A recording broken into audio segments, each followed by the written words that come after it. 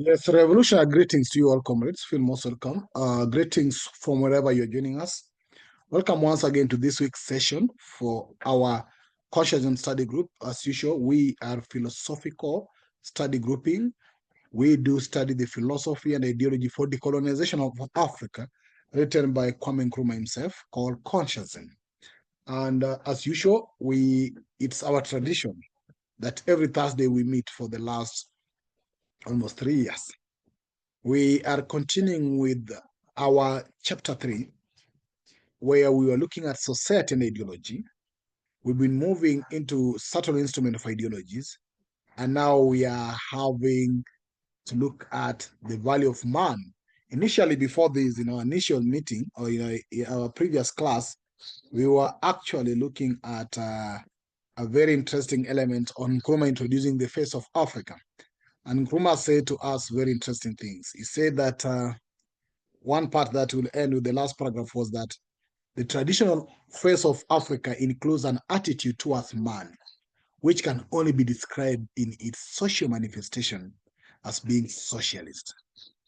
This arises from the fact that man is regarded in Africa as a primary spiritual being, a being endowed originally with a certain inward dignity, integrity, and value. So it stands refreshingly opposed to the Christian ideas of the original sin and degradation of man. That was a very powerful statement that Nkrumah put forth there. And therefore, we will continue with analyzing and assessing the man as Nkrumah processes and presents that man in African tradition in this now paragraph we are going to discuss today. So bear in mind that previous paragraph where Nkrumah is trying now to introduce how a man in this case not male, man in this case is both male and female, how that being is viewed in African society. And Nkrumah says it's viewed, or that human being or man, in this case male and female, is viewed as in a socialist thinking. Because in Africa, that man is regarded as primarily spiritual being and is endowed with originally certain inward dignity, integrity, and values. And Nkrumah bring that just opposing in the beginning that this is contrary to the Christian ideas of original sin and the degradation of man in Christian values. So let's proceed with that today. And as usual, once again, feel most welcome to all those who have joined us. Our chair is here, Brother Kwame. We have our brother Philip, who is joining us from Ghana for the first time. Permit me, Brother Philip, to change your name from Alpha University to Philip, if that's okay with you. Then we are also having our Sir Windhoek, our brother, Sir Windhoek from Namibia. Feel most welcome, brother. I see your hand is up. I'll come back to you straight. We have also Brother Benny, our brother from South Africa, but also from Ghana. And we also have Sister Anita from Ghana as well. We have Elder Sam from South Africa as well, Sister Tapua from the neo-colonial territories, so-called Zimbabwe, as all of us are in neo-colonial territory that we must do away with so that we come to what we call the unified Africa. So welcome to our class today, and let's look forward for a productive conversation. Before I go ahead, permit me to recognize the hand of Elder Sam, or Brother Windhoek. Sir Windhoek, please go ahead. Greetings, Brother Pigeon. Greetings to you. Greetings, everyone. Man, the previous paragraph, the one you highlighted flashly, I am concerned about the spiritual being vis-a-vis the Christian being. Is there any difference between the two beings? Yes, there is. Let me go through that quickly. So the Christian idea is that all are born in sin. The thing is that Adam and Eve, the parents of the current human race. Of course, this is before Anunnaki's intervention, which we won't go into now. But when he comes, he can go through it himself. So the Christian idea is that the current human race are all sinful. They've been born in sin. The only way that they can have redemption is to be cleansed with the blood of Jesus Christ. And anybody who is not cleansed with the blood of Jesus clearly has no dignity, has no integrity, and has no value, because you are a sinner. If you are a sinner, you have no dignity, you have no integrity, you have no value. That's a Christian position. And as far as need of salvation, that is a Christian message. The traditional face of Africa. Brother Kwame, just to let you know, we are losing you a bit on and off. So just to let you know that. Accept that view. It's not only, yes. Am I? Okay. No, yeah, we were losing you. Thank you for letting me know. Previously. So what did you miss? No, when you are starting from the Christian. Okay, which part did you miss so I can cover it again? Right. Okay. Where you ended the word dignity, integrity, and value. Right. So when you are a sinner, according to the Christian idea, you are a sinner. If you are a sinner, you have no dignity, you have no integrity, you have no value, because you're a sinner. The only way you can have dignity, integrity, and value as a human being is to be born again through the blood of Jesus. So that is a Christian position. I hope you haven't lost me there. I hope I am still clear. So that is a Christian position. And I was saying that the traditional face of Africa does not accept that view of man. And as I said, this is before Anunnaki's intervention. So he can explain when he's here or he gets to his turn, he can explain. But we do recognize that according to Genesis, God said, "Let us create man in our image." So that means that there wasn't just one person. There must be more than one person.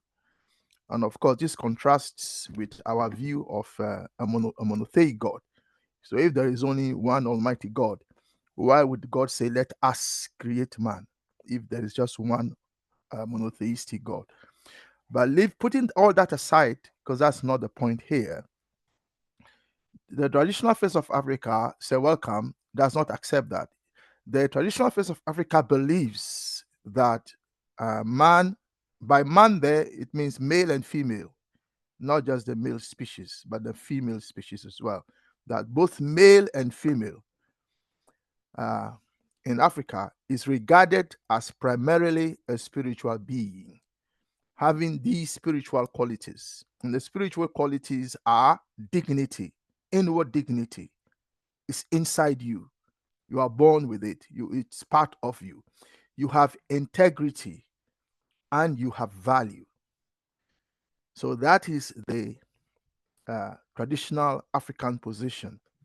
And from this, you can then go on to other social dimensions like Ubuntu, and say that the reason we are, and the reason I am because we are, is because that from which I have come is of dignity, is of integrity, is of value. That is why I am, or I possess dignity, integrity, and value.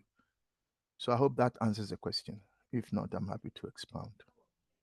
Thank you. So, Windhoek?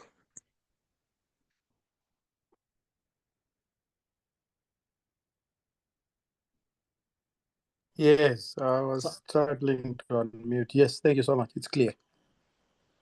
Very clear. Okay. Is there any other person who might have issues in regards to that point, or whether what Brother Kwame has raised? It was just a flash. I was just doing a review of that to connect to this topic that you're going to do today, because the continuation of man, Sunguruma move deeper into it. But what Brother Kwame has explained to us, is there anybody who still have any question in regards to that, or anybody who seek clarification, or anybody want to clarify further? Is there anybody?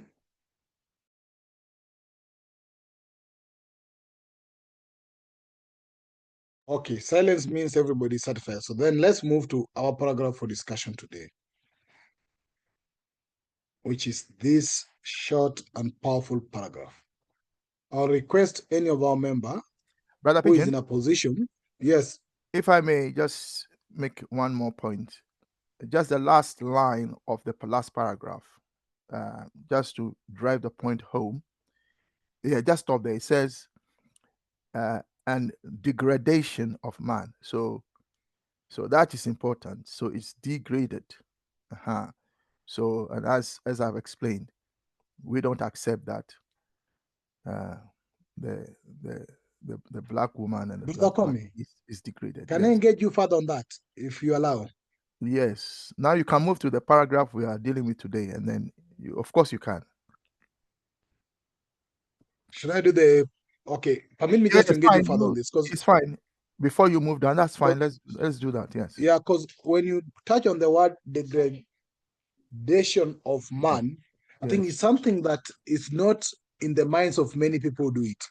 Because when you then categorize one man as being a sinner, you basically and literally put all these qualities that Brother Kwame are raising on African religion, which means this man you call a sinner has no dignity. This man you call a sinner to you means is not having any integrity, and this man is valueless. Yes, that's the African. That is a Christian view. Now one link me. That was why they said they came to Christianize us or civilize us, and to do that they had to Christianize us first, because Christianizing us then gave us dignity, integrity, and value. That was the purpose of that. No, I wanted to link it, Brother Kwame, to remember when we did the doctrine of discovery. Yes. And the papal bull of 1456, 1452, that was saying that the non-pagans, in fact, they call us pagans, and then they said that we go out there if we don't accept. I think it was the origin of all these things that went into slavery and colonialism. And that shows you that what was in their mind is that we were no beings. That's why even they came up with the word no man's land, which means the land was of no man unless the man is converted. You are an animal. You are not even a human being. No. You're not even a human being. That is it. And you remember, Sister Catherine, I don't know if she's here today. Remember, she used the terminology barbarians. And I had to I remember. And I had to disassociate myself because of my role here. I will call into a disciplinary meeting if I'm seen to be endorsing such a position. So to be a barbarian is precisely that. You were not you were not even considered civilized or human, and so it was a very, very serious charge. And the purple bull that you've mentioned, although it had an economic motivation, the idea was that if you were not part of the Christian world as they saw it, even though Ethiopia, I mean, I'm talking about not the whole of Africa, but Ethiopia as a country, even though Ethiopia had Christianity long before they even saw the light, and yet the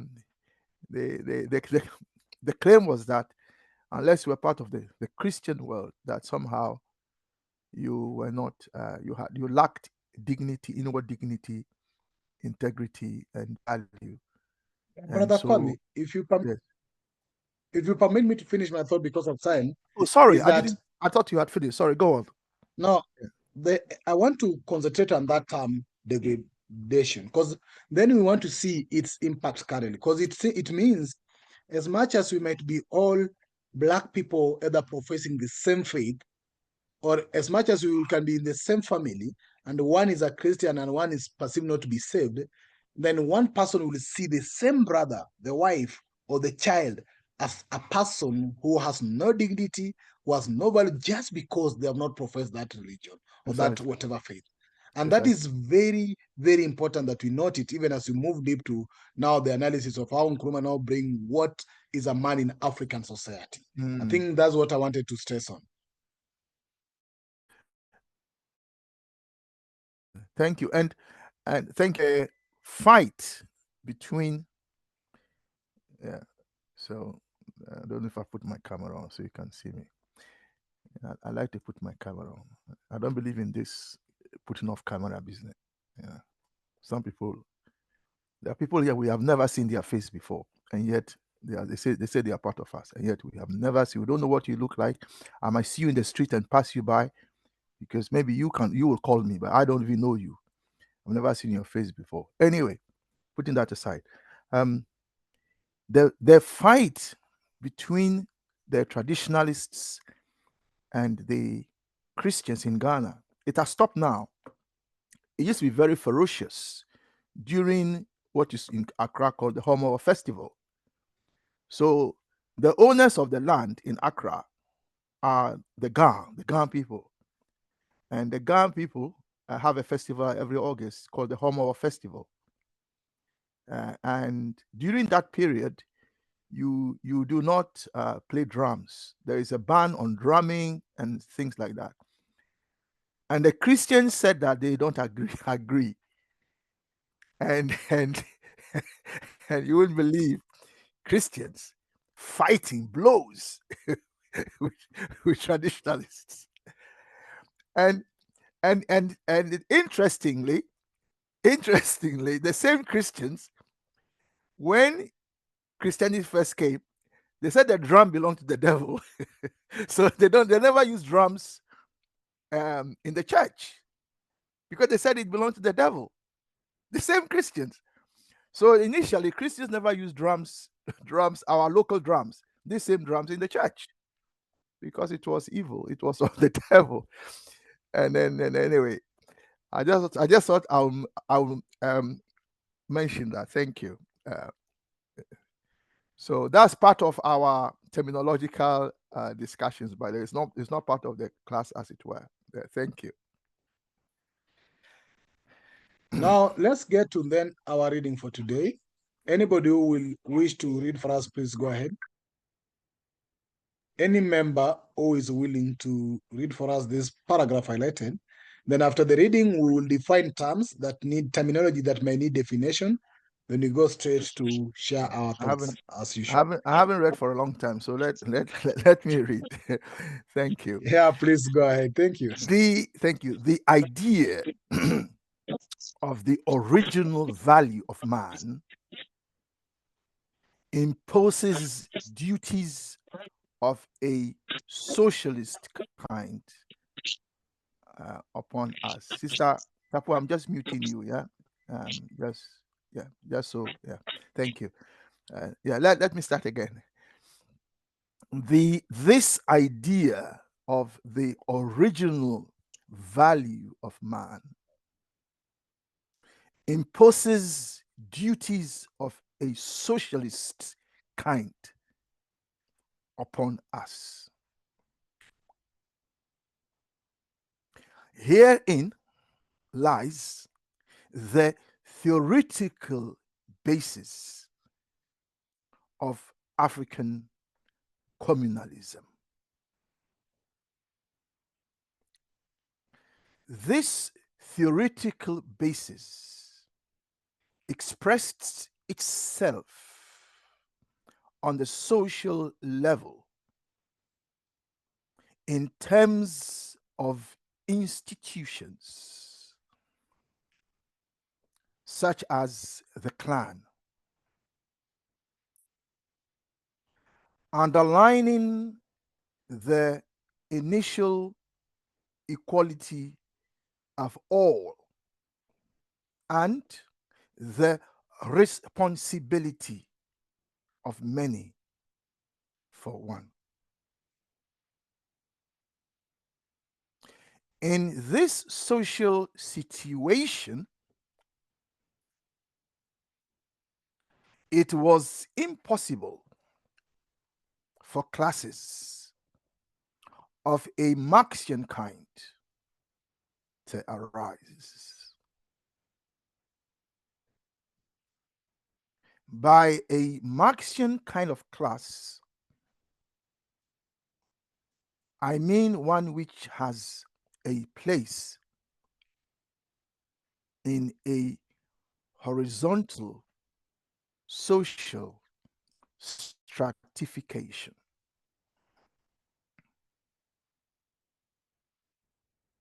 Here classes are related in such a way that there is a disproportion of economic and political power between them.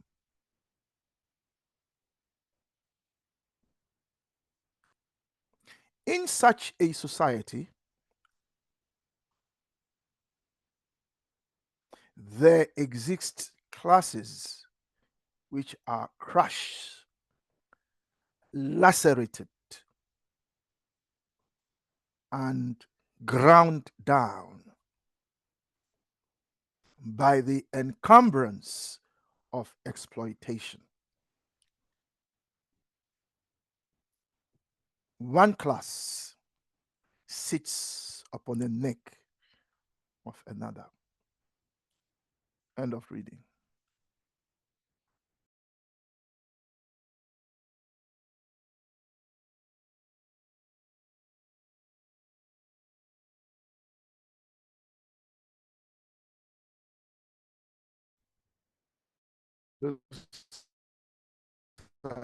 Brother Pigeon is and Brother Kwame, yes, Brother Kwame, you're very low. I can't hear you loudly. Maybe it's on my side. So I you can't couldn't hear me. I could hear you, but your voice was fainting a bit. Can you hear me better now? Is it louder now? Yeah, I can hear you loudly now. Okay. Is it even Now- louder? No, it's good. Where it is good.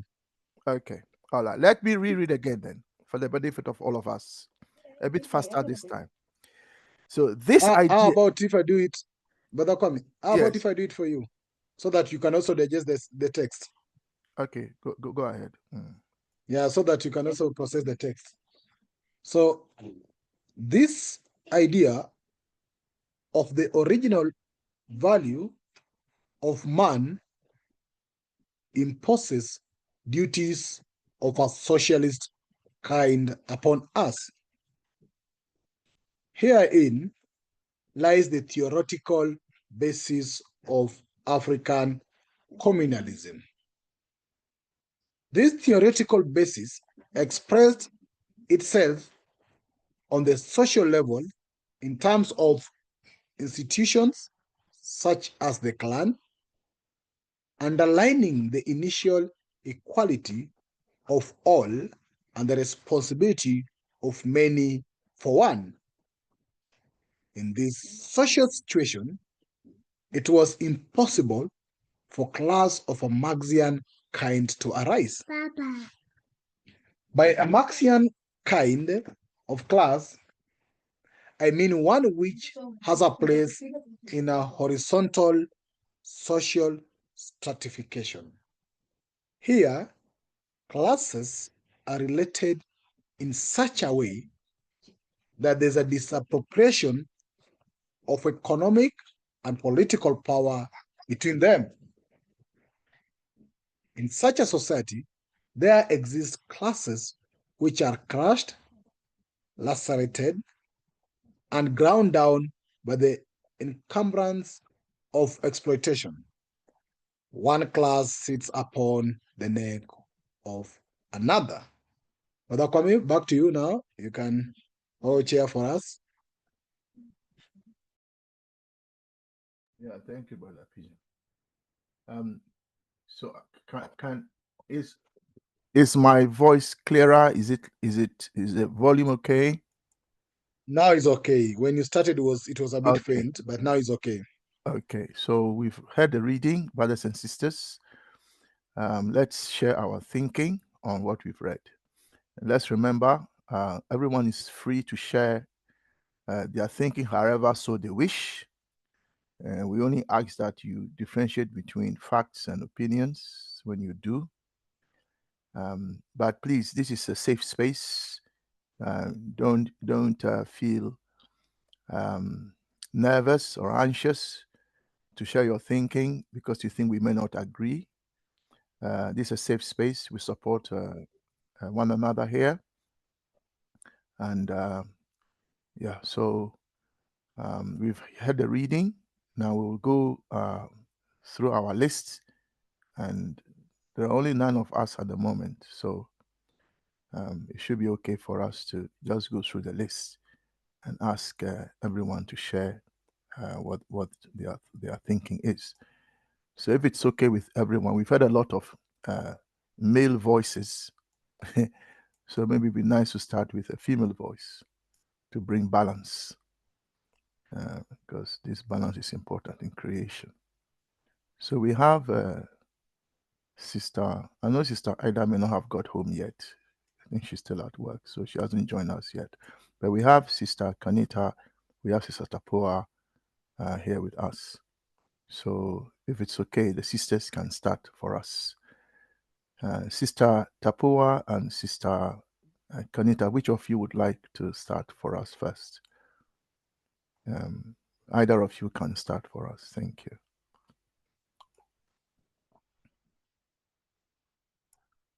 Thank you. I think I went first last time, so I'll wait for my sister to go. Okay. Sister Tapoa, you've been nominated to go first. Is that okay with you? Yes, I will go. I'm trying to work out the structure of the paragraph because I think I'm getting thrown out by the contrast that is made between the two social structures. Because the paragraph starts with the idea of the original value of men, which we've already talked about. And so this paragraph, for me, it starts with this idea.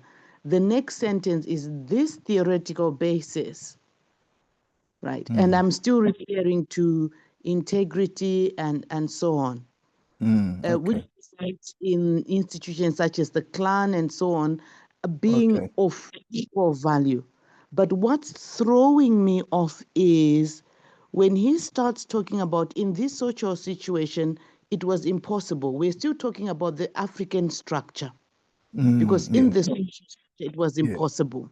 Yes.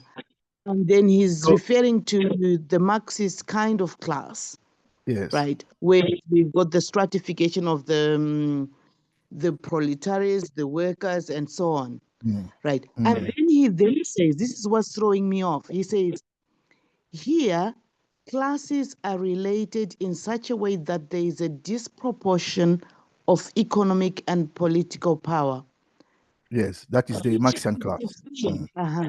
That's the Marxian class. Okay, the here is referring to the Marxian class. The Marxian class, yes. Okay, so all those sentences after that here is referring to the Marxian class, yeah.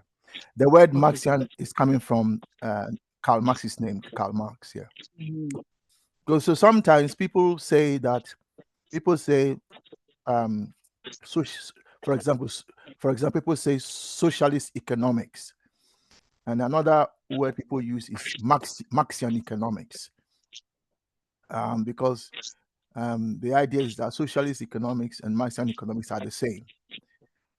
Although some would argue that there are slight differences. So the word Marxian there is basically what Marx said in his Das Kapital, which was that there were two classes vying for economic and political control. Well, the capitalist class has it, and the working class must fight to. Okay. All right. Thank yeah. you. Yeah. So Sister Tapua, you are right. That is referring to the Marxian class. Yes. Thank you. Right. So my take from this paragraph is pointing out the challenges that we have as Africans. I'm going to give you an example from the Zimbabwean context, because in the Zimbabwean context, the Africans in the European setting became very adept at behaving in a way that suited either environment. So you have, amongst ourselves, we hold each other as people, we used to hold each other as people with dignity, integrity, and so on. But because we found ourselves having to behave like a Christian and acknowledging that there's something wrong with you and then you need redemption and so on, it made us schizophrenic in a way. And this now is what's making it difficult for people to embrace Ubuntu, that consciousness that you must feel for one another. And I'm thinking of situations where leadership exploits, and people in our societies are feeling that laceration and crushing that Marx talks about as the encumbrance of exploitation. Because a lot of our people now are so focused and so injured by their experiences in a capitalist system, it's difficult for them to trust one another, especially after our struggle. Because, for example, we have a situation where our war veterans will come up and say they need to be paid because they fought the war. They're now beginning to fight for things for themselves, because whilst in the war mode, they were looking after everybody and saying everyone has integrity and everybody should be treated fairly. But now that we have a situation where there's full-blown exploitation, they're now starting to stand up for themselves, to separate themselves from the people, and to say, I had deserved this because I went to war. And now we're in a conflicting situation where people are saying, you went to war, but we supported you. You wouldn't have been able to fight if we'd not been on your side. So everybody went to war. And I think that's one of the problems, that the challenges that we're being faced with, where we have existence in two worlds, where we're talking about fairness, where it makes it even more disheartening and discouraging to be exploited by your own brother in a neo-colonial setting. Because when I see the people in charge, I see them as me. And you want to express Ubuntu, but when you see the result of how they're happy with where they are at the expense of the people and crushing them, it's very disheartening. I'll stop there for now for my contribution. Thank you.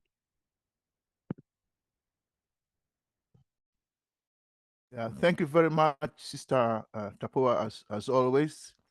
Very elucidative, very expository, and very enlightening. We thank you so much.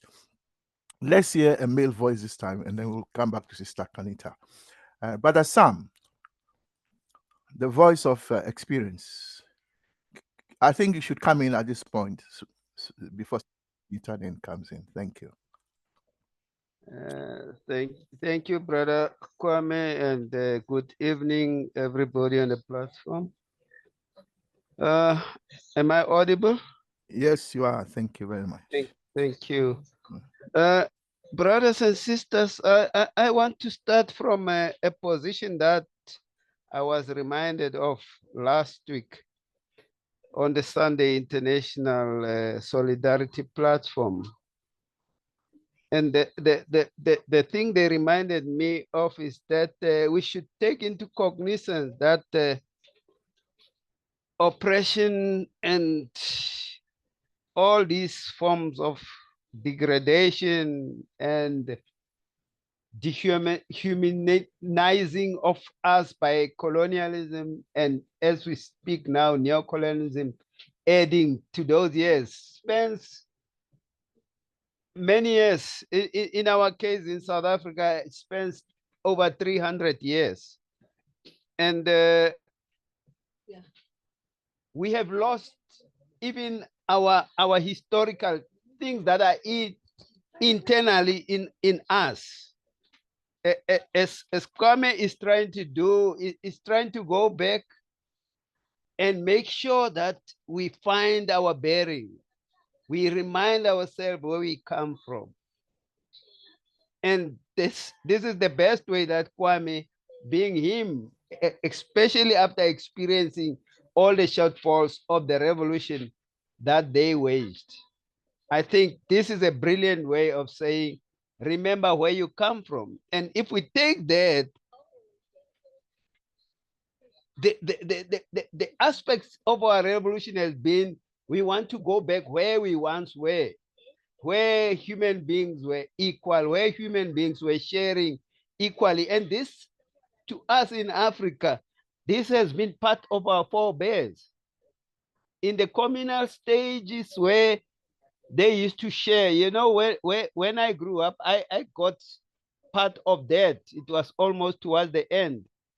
But my grandfather had his brothers and sisters around in one communal area. They had different houses, but they were all there. When we were eating, they were cooking from one fire to one pot, and we're all eating there communally. And it goes even into the economy of that stage. Nobody would be seen that this person does not have. We use the same the whole community that was around that place. We use the same donkeys if it was donkeys, if it was cattle. Nobody was seen to be poor. Even a man that was not bearing children, that things like those were not seen in those communities, because our systems had a way of making sure that they handle that aspect.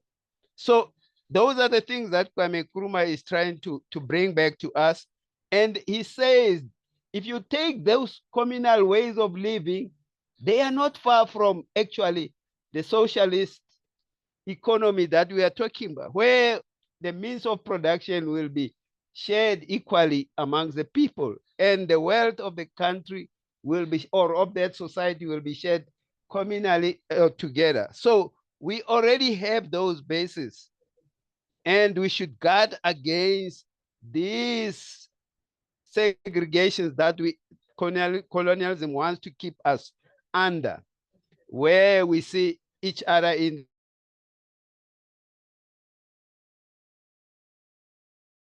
have nots, and we justify those who have it because they were created by God to be there, and you are degraded there, and it is by God that you should be a slave or perpetually exploited. I think I will stop there. Thanks. Yeah, no, thank you, brother Sam, for your experiential contribution there. If I may just ask you one question, just for the benefit of all of us, because of your experience, which is that in light of what you said, would you say that that is precisely what apartheid was against, and that is what the ANC has been unable to overcome? Hence, we still have the situation where the lives of certain Africans or some Africans are degraded. There's no dignity even in how they live, and so on and so forth. What would you say to that?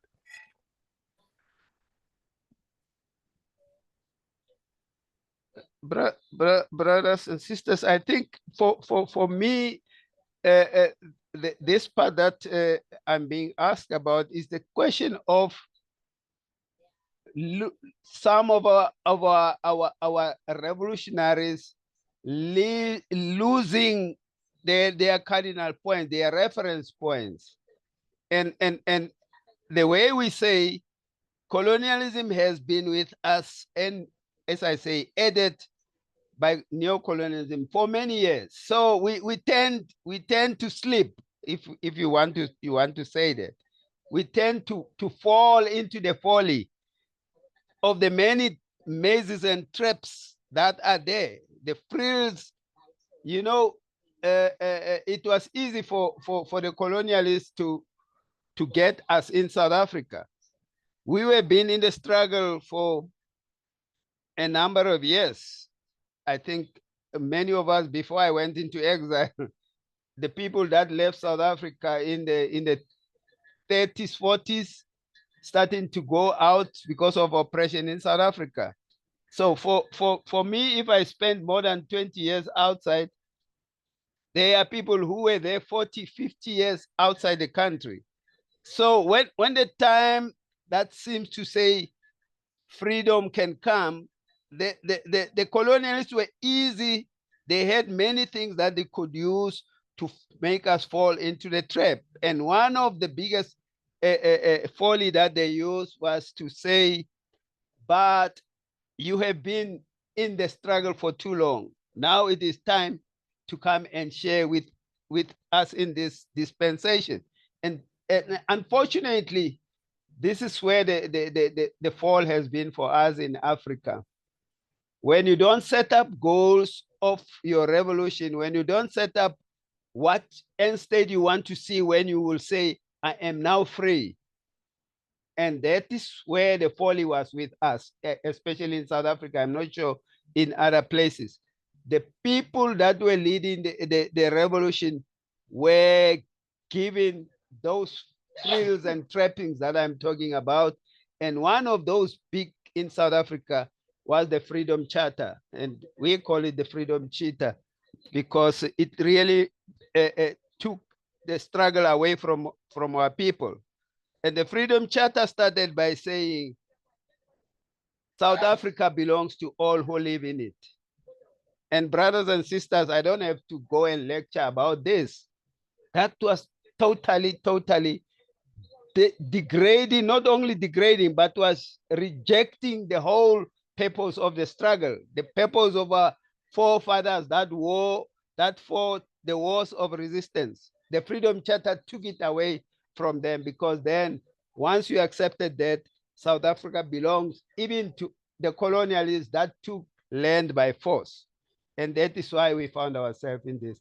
But because they've been too long in exile and people felt I must be in power before I pass on this world. And then they gave up to the struggle and joined this neo-colonial situation that we are facing. Thanks. I hope I've tried to answer the question. You have indeed, but then you brought them to ask a last question, which I hope you don't mind sharing. Because when you talk about going to exile, I remember when I was in secondary school, we had brothers and sisters from the Southern Africa. They were in school with us because of the struggle, because of the situation, the oppression. So we went to school with them, and they were in the same secondary schools with us, the same universities with us. And then eventually they all returned back home. First were the Zimbabweans. They left when Zimbabwe was declared independent, when the war was won in Zimbabwe. A lot of the comrades that were with us in secondary schools, they were always listening to the radio, and they left. Obviously, South Africa came much later in 1994. But the question I wanted to ask in terms of the trappings of the new colonial system and how the revolutionaries were lulled to sleep, I just wanted to ask you about this, that some of these fighters for the liberation of South Africa were leaders of mining unions, weren't they?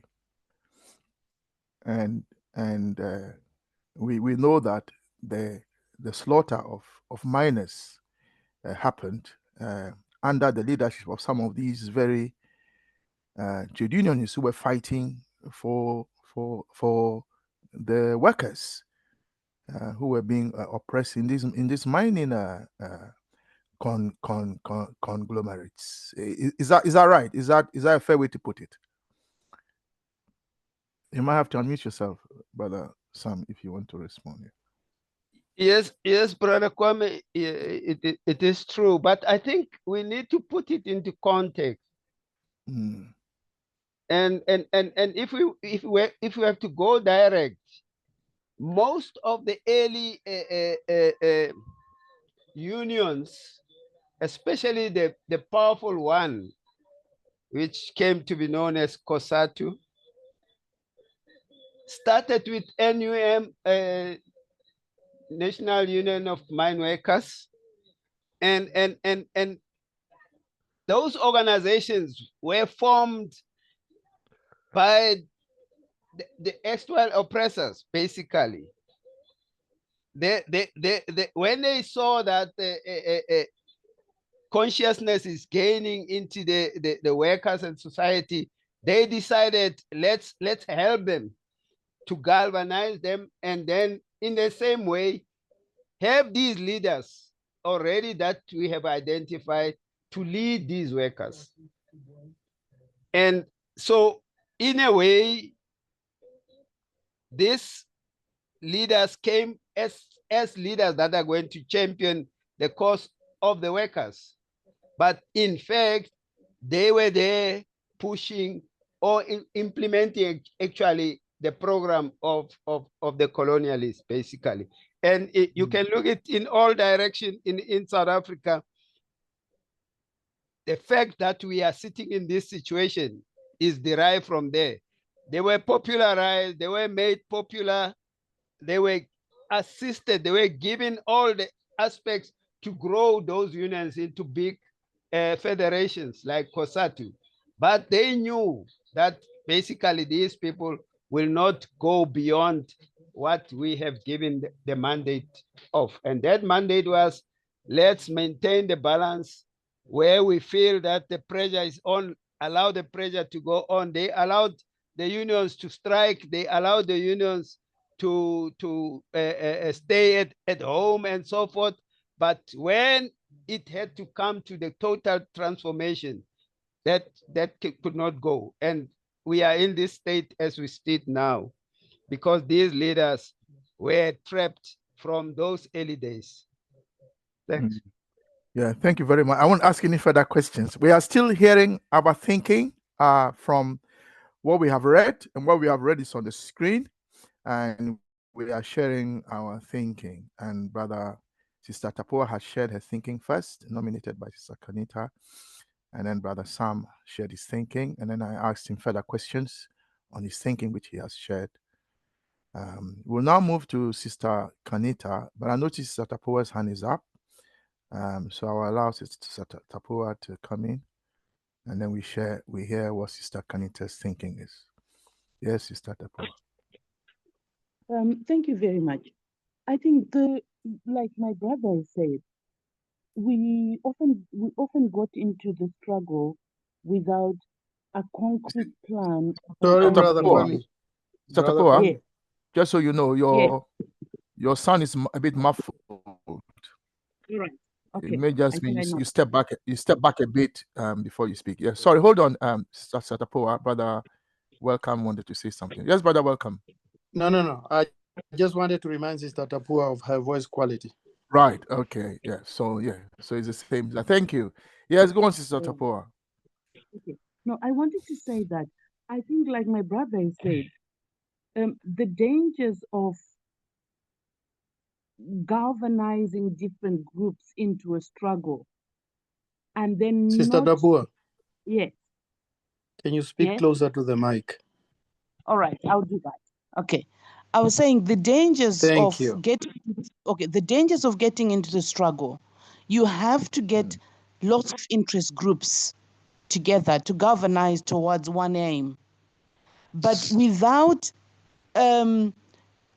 coming up with an end game of what it is that we're going to achieve, because that's where the conflict starts and splinters could start. So we went into the struggle being people who've been divided into classes already. So you have the petty bourgeoisie who were trying to get a space in town to run a business, and they were not allowed. You had the educated who were fighting for their children to be in the same schools as everybody else. And then you had the farmers and you had the workers.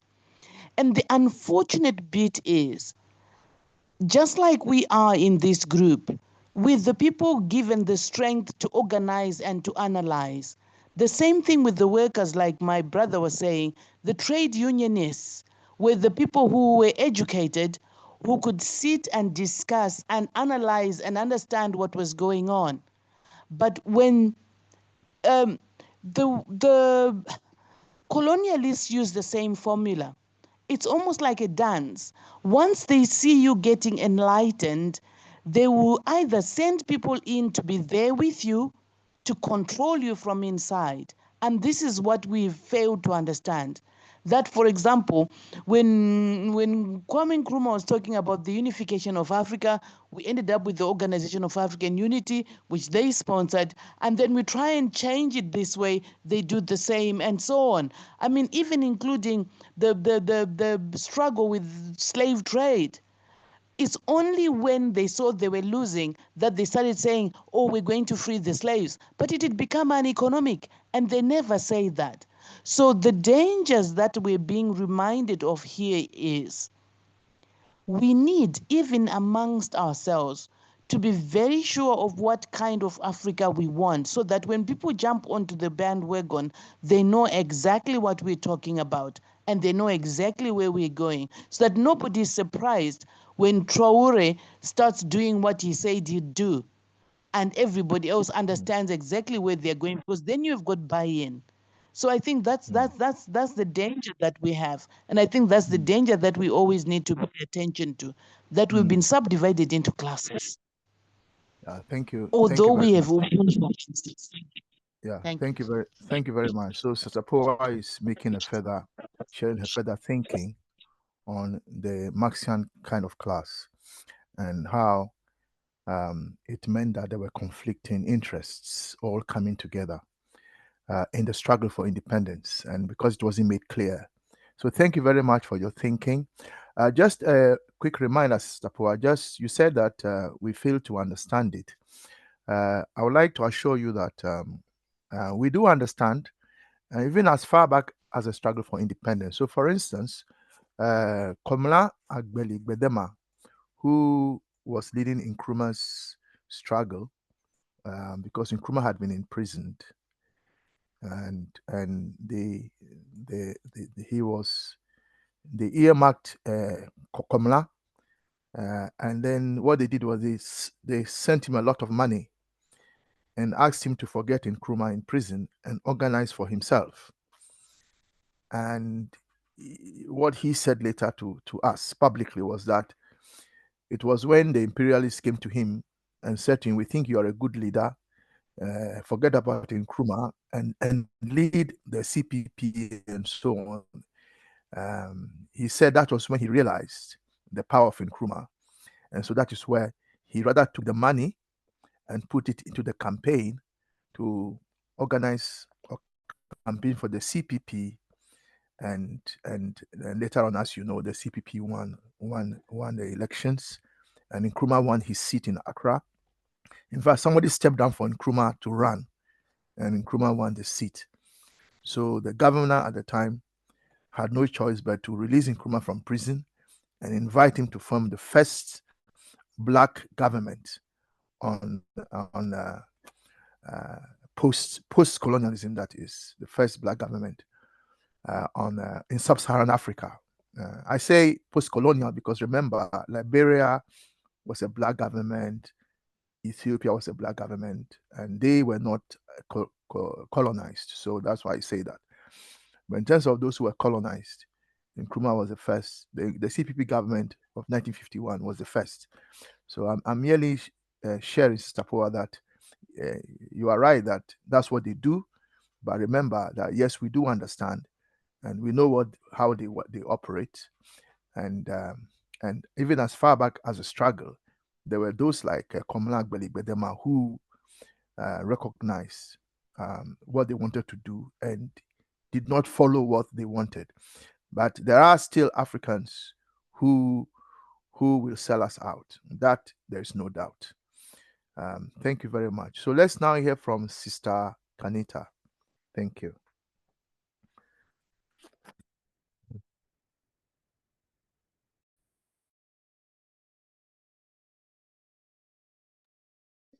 Okay, there we go. You know, I'm struggling with the software. Can you hear me? Yes, can you hear me? Yes, we can hear you. Okay. So I think I have I like what I'm hearing, by the way. I have a statement and a question. The statement, the first two sentences. Sister Kanita,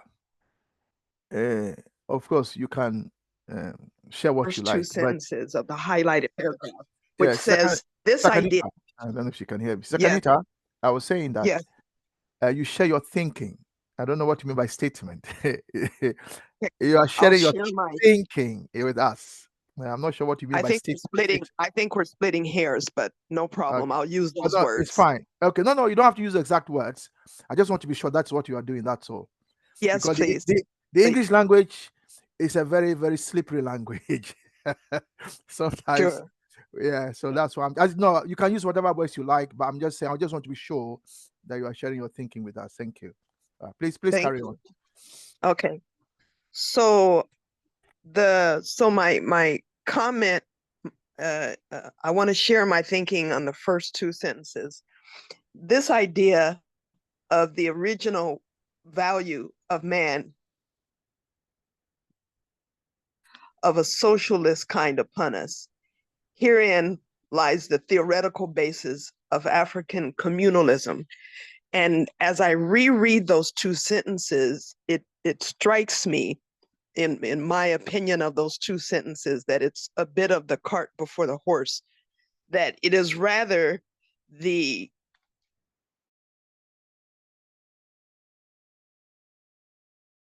where socialism has its basis in that. And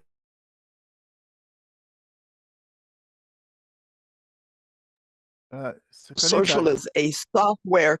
It is a software of. I don't know if it's just me, but you seem to be breaking. Okay. Yeah. I don't know if others are having the same experience. The same experience. Yeah. Okay. Okay. So am I breaking? Well, you can continue. If you are, I'll let you know. Okay. So my idea of this is that under sorry, can you, Sakanita, go back to where you said is putting the cart when you put the two sentences together. Go back there. Yes, it's putting the cart for the horse in that African communalism predates socialism.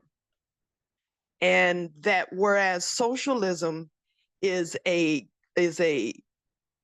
software of governance that mandates people adhere to its tenets, communalism is not legislated. So my thinking is that it's a cart before the horse issue. So that's why I'm thinking that. With the third sentence, I have a question. And I'll read the third sentence. This theoretical basis expressed itself on the social level in terms of institutions such as the clan, underlining the initial equity of all and the responsibility of many for one. And I'm wondering whether this theoretical basis expressed itself on the social level only. Is it the social level only, or is it also expressed in other areas such as spirituality or science or something like that? That's my question for that sentence. Okay, you finished? Yes, please. Yeah, so can you explain again so we understand your thinking, what you mean by the cart before the horse with respect to the two sentences, just so we are clear what your thinking is? So I don't think that socialism informs a theoretical basis for communalism. I think it's the other way around. Right. So, okay. Yes. Okay. So where in those two sentences does it say that? So just so we are all clear. It says that herein lies the theoretical basis of African communalism. Yeah, it doesn't say So socialism. Yeah, so it's talking about, it's referring to the previous sentence regarding socialism. And it's saying herein lies the theoretical basis of African communalism. Yeah, so I want to understand. So African communalism. So this sentence, the second sentence is saying that African communalism is part of the structure of African society. That's what No, that it's sentence saying that it's socialist. The socialist, this duty, let me read it. The idea of the original value of man imposes duties of a socialist kind upon us. Yes, correct. And so when I see that word socialist kind in the context of what we're talking about, I think of socialism. Yeah, you have a problem with do you have a problem with socialism? If you don't mind me asking. I have a problem with the order. Okay. That's what I have a problem with. Okay, I think the order there is correct. Maybe it's the way you are reading it. What it's saying is that African communalism was not called socialism. And African communalism, which some will call Ubuntu, has always been with us. And Brother Sam has explained, for instance, that in the example he's giving, and you can give your own examples. I can give examples. Even today in African language, we say one person doesn't eat. Amade kamadwanu, which literally means one person doesn't eat. So in our society, eating has always been, we sit around the table, we all eat together from the same bowl. That expresses the African communalism. This has been with us for as long as our forefathers can tell. So that is what that is saying. That has been with us. Now, in the context in which Nkrumah was operating, there was a man, a Jewish man called Karl Marx, who came up with this book called the Socialist Manifesto, who then was persecuted, ran to England, where he got asylum in England, and then he went to the British Library, and then he was able to work for years with Engels. I noticed you've put something in the chat, Sister Kanita, so I'm drawing also on that. Yes, please. So working with Engels, he comes out with the book called Das Kapital. And Das Kapital is a classic anatomy of capitalism.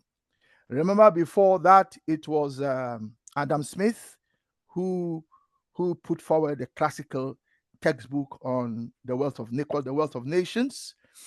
And in the structure of in scholarship, in terms of what is called political economy, as opposed to economics, which came later, there are three big names in what is called classical political economy. They are Adam Smith, who was the first to write. Karl Marx is the inheritor of Adam Smith. So he's seen in that discipline as the big name that, if you like, inherited Adam Smith. After Adam Smith, after Karl Marx came another Jewish guy called David Ricardo, also a political economist. The problem was that the argument of these. So even when you go back to Adam Smith, the argument was that if you ask a question, what is the source of value? The question was labor. And when you look at Adam Smith, that is all Adam Smith said. Adam Smith didn't say capital was a source of value. He also said labor. Karl Marx took that up. So did David Ricardo. The problem was that the capitalist class didn't like that.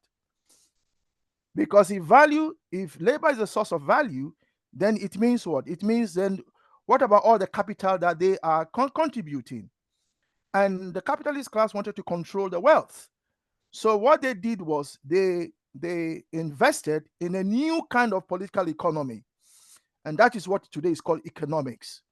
So economics actually was born in order to serve the capitalist class.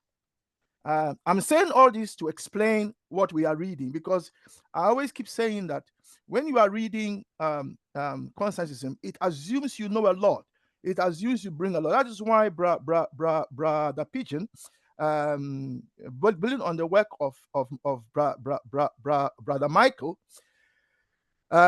we've put together a dictionary, like words to explain terminologies, so that people who come to the book really have these understandings, and that helps. Anyway, now remember that all this we are talking about, the African society is existing. We've always been here. African communalism was part of us. Now, out of the work of Karl Marx, then comes the Communist Manifesto, and then the idea that society can be organized on the basis of communism and socialism, right? So in the context in which Nkrumah was working, socialism was a big, if you like, umbrella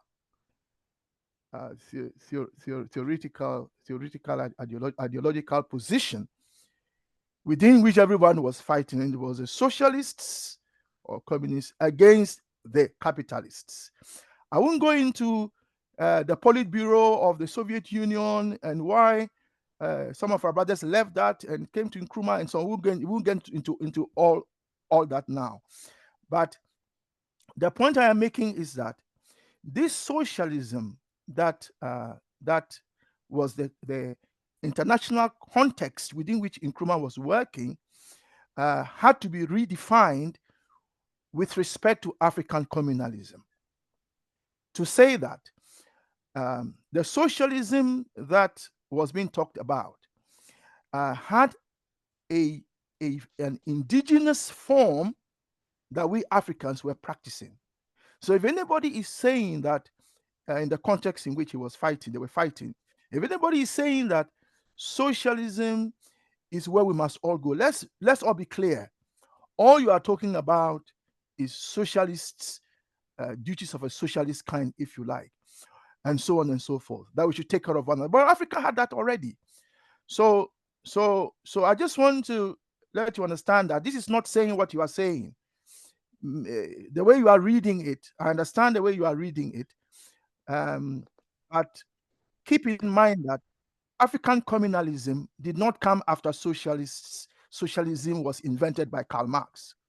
African communalism was there long before Karl Marx was born, and so it cannot precede African communalism. So, but the reason Nkrumah may have put the first sentence there was because of the previous paragraph, because he talked about the original value of man. So that will explain why he then linked it that way and say that this idea, remember this idea that we looked in the previous paragraph, this idea of the original value of man imposes duties of a socialist kind upon us. However, and this is what he said, herein lies the theoretical basis of African communalism. And why would he put it that way? Because socialism is a theory on its own. And African communalism, although it's been with us, I don't know if anybody is aware of any indigenous theory built on that we've inherited. I don't know. There may be, I don't know. But I'm not aware of African communalism as a theory proposed for the whole of the continent or the Black nation, as you know. So Sister Kanita, I am contributing to your thinking, put it that way, and saying that you are right to say that African communalism preceded socialism. Yes, you are right. And I am adding to your thinking by saying that these two sentences are not saying that. Well, that African. Yeah, go on. Yes, go ahead. Apparently the signal went out, and I thought when the signal went out, you had stopped talking. No, it's fine. You can. I have Ended up said a lot. interrupting you. Yeah, Please it's- complete your thought. No, please. I have Okay. said a lot. You can come in now. Okay. So, in other words, I think that if anything, socialism is informed by African communalism. So, that's just. Sorry, So Sister my Kanita, question then, Sister Kanita, you are still breaking. So that's my thought. That's my thinking. And no, I'm saying, I, Sister you know, my Kanita, thinking is my thinking. Sister Kanita, Yeah. your line is still break. We didn't I quite get want to ask my question. Yeah, sorry, we didn't get what you said Yeah, in the previous we're sentence. agreeing. We're agreeing. At the end of Okay. the day, with all that you've said, we're agreeing. So Okay. I'm fine. Okay. So my question has to do with the third sentence, and that is the how this theoretical basis expressed itself on the social level. And my question is, does it express itself on the social level only? No, it doesn't. It expresses itself also in the economic level, in all levels of society. It does. Okay. So Okay, I thank think, you. yeah, I think here Nkrumah is focusing on class, on the Okay. structure, on the structure of the class system. And as you know, the class system is a social organizational system where society in terms of class is organized.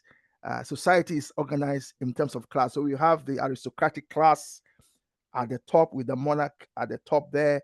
Then you have the middle classes, and then you have the working class, and then you have those who are not in any class, like children, people who are not part of the capitalist class, as it were, because they are mothers who are not part of the system in the sense that they don't work. And then all those of us who are unemployed, we are all not part of that class, as it were. So that is, if you like, the social structure. So I think Nkrumah is drawing our attention to the social structure. But your question is it only on that level? No. And Nkrumah, being a leader of a nation, you can understand that there's no way he would think that this only applies to the social situation only. You can see that from his writings, all his writings, and so on. So the answer is no. You are right. It's not only on the social class; it's also on other classes. But if you look at, in addition to what you say, if you look at the sentence as a whole, it says it was impossible for classes of a Marxian kind to arise. What class is he talking about there? So here he's focusing on exploitation. So in the capitalist class is exploitative class, and yeah. So I hope that helps. Yeah. If please come back, Yes. add something. Yeah. Yes, please. I want to, before I mute my mic, just make a small suggestion. I've heard you say before, or at least someone else say before a couple of times, that this book presupposes that people understand a lot. I have always said that. Yes, I've always said that. And I'm not sure if we're looking at trying to get younger listeners onto the channel, and in particular younger female listeners, based on what the stats were shared time before last.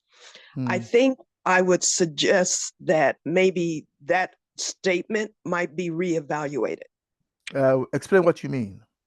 If I'm a 24-year-old and I come onto this channel, 24-year-old female, maybe I'm feeling a bit bold and excited to be here, or maybe I'm feeling shy.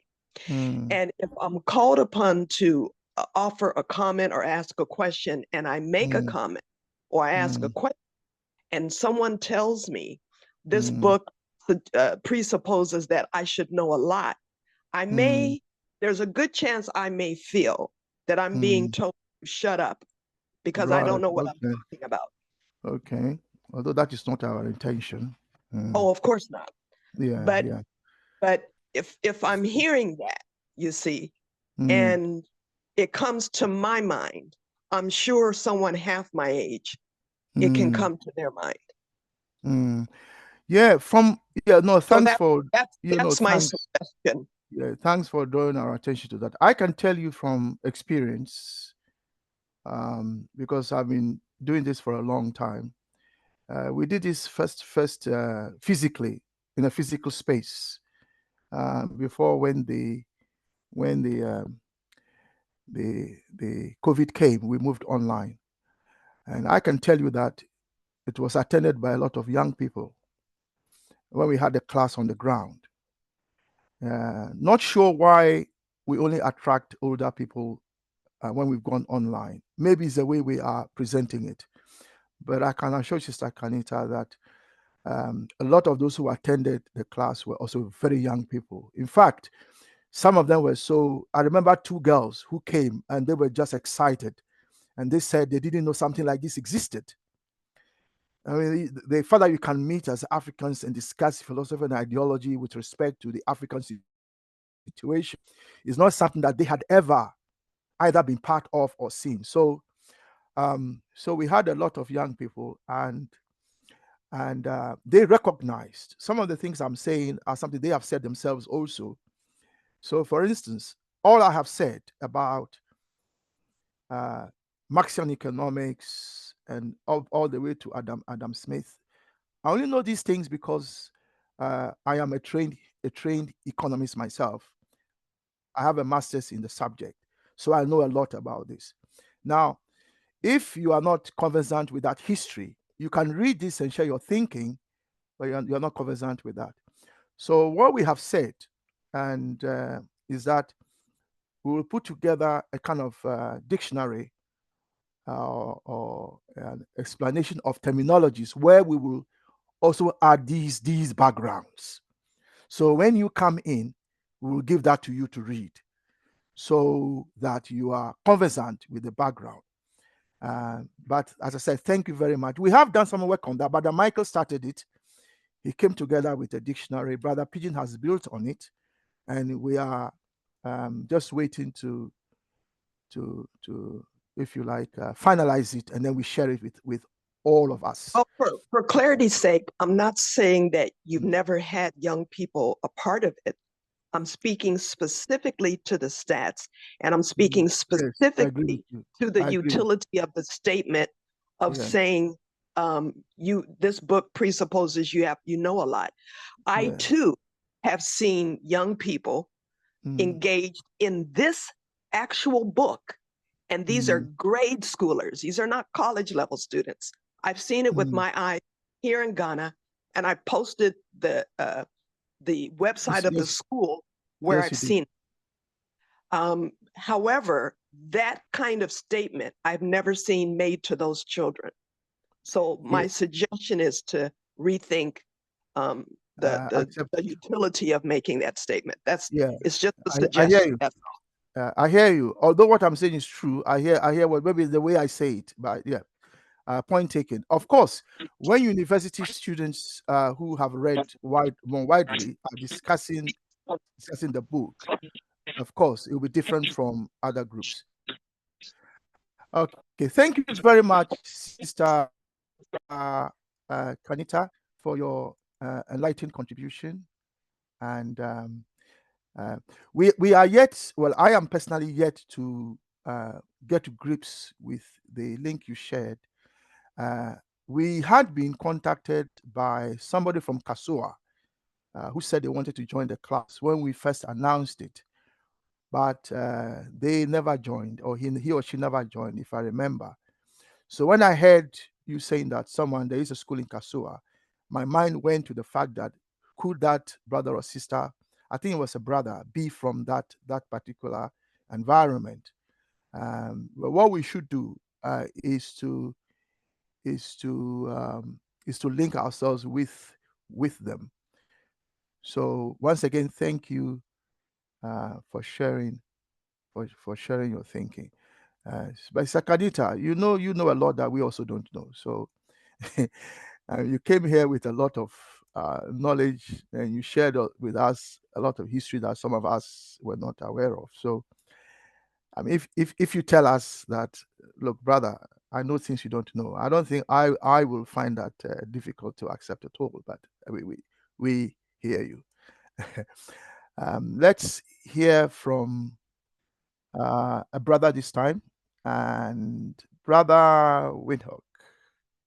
Welcome. Thank you, Thank, Brother Kwame. thank you. The first two sentences, I understood it exactly the same way Sister Kanita has understood them, or she has put them. That African communalism predates socialism, and I wonder why. No, that's not what she said. Brother That's Kwame not, that's not what Sister Kanita said, brother. Listen. Sorry. Let's Sorry. listen to him. Yeah, go on. Sorry. So Sister Kanita, sorry, let me explain. Sister Kanita said that the texts suggested that socialism preceded African communalism. And Brother Welcome, you are saying that you understood as she understood. You need to clarify what you mean, please. Thank you. Please carry on.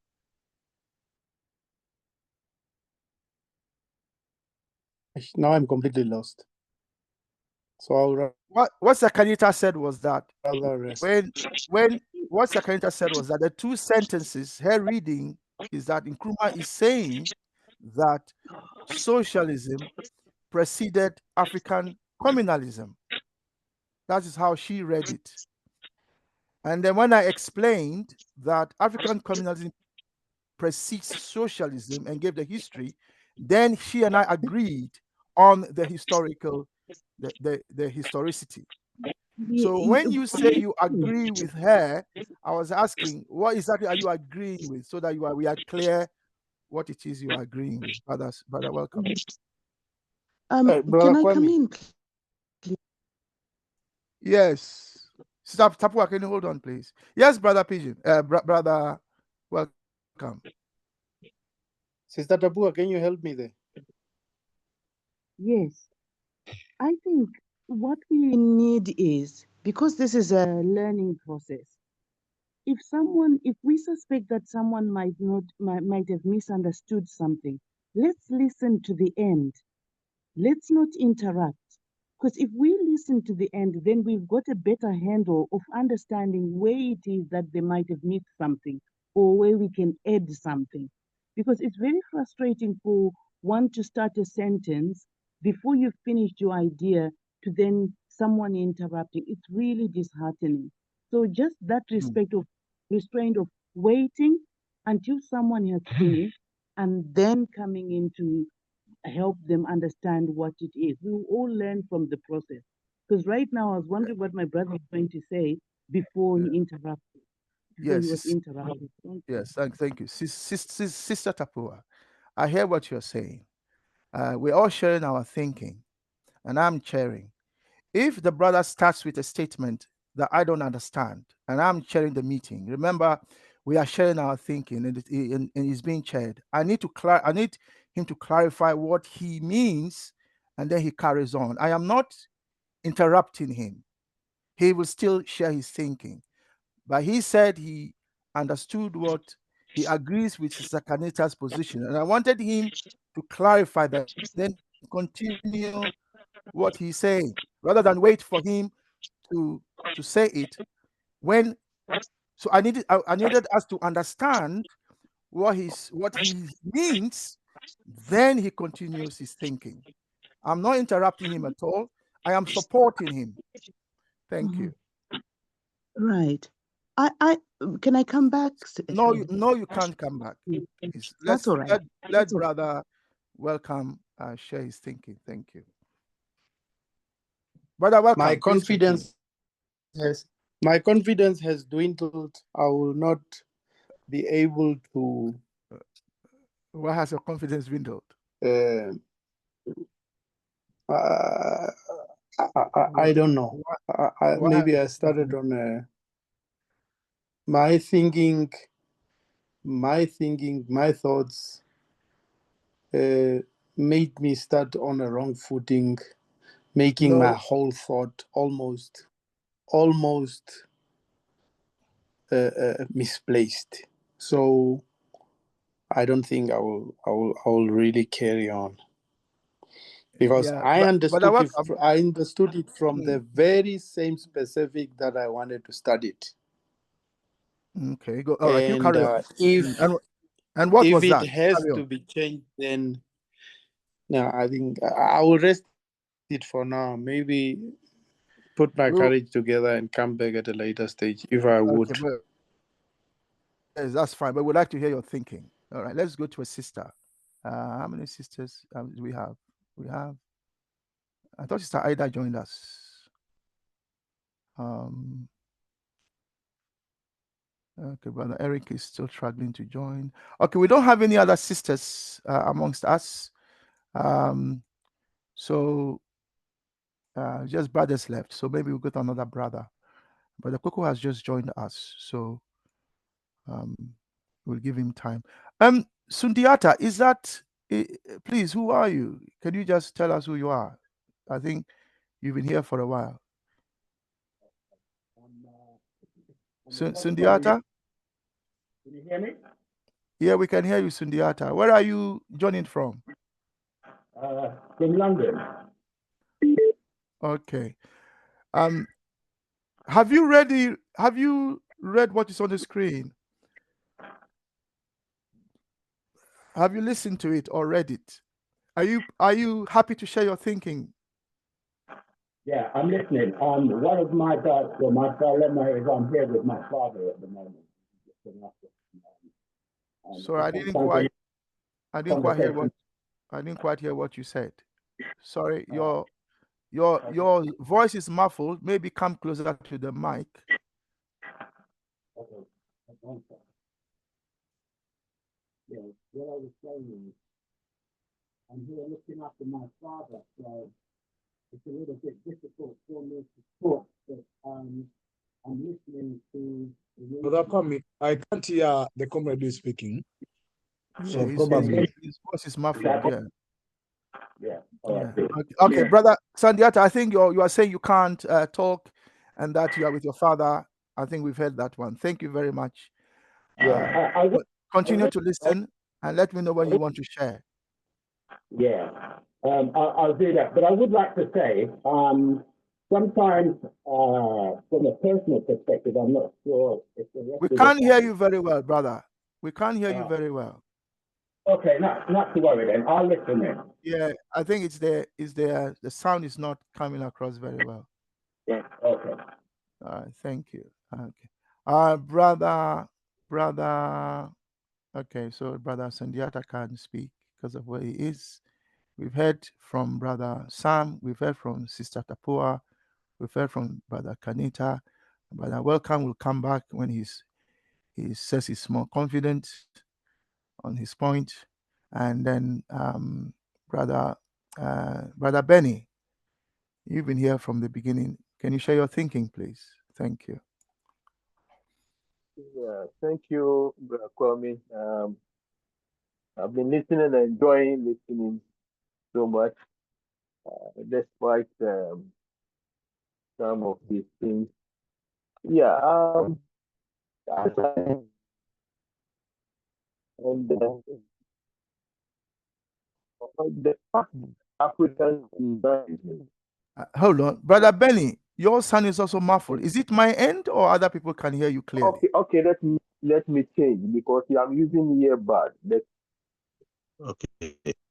Yeah, I think you can hear me now. Very clearly now. Thank you. Okay. Is the earbud? Maybe that is the same thing with the other brother in London. I think so. Yeah. You see, Nkrumah is African, Ghanaian, knowing a lot about cocoa farms and the way we use labor in Ghana. And I have done a study on that where even to date, you go to a cocoa farmer, he rents labor, maybe somebody from the north or from Burkina or somebody from Niger. What happens is they have something they call abusa. The person will farm, he build a house there for him. If he's got a family, they live there, they eat on the farm. And then when the harvest comes, they break it into 3 parts. And then one part goes to the labor, you see, as his share. And then the owner also takes 2.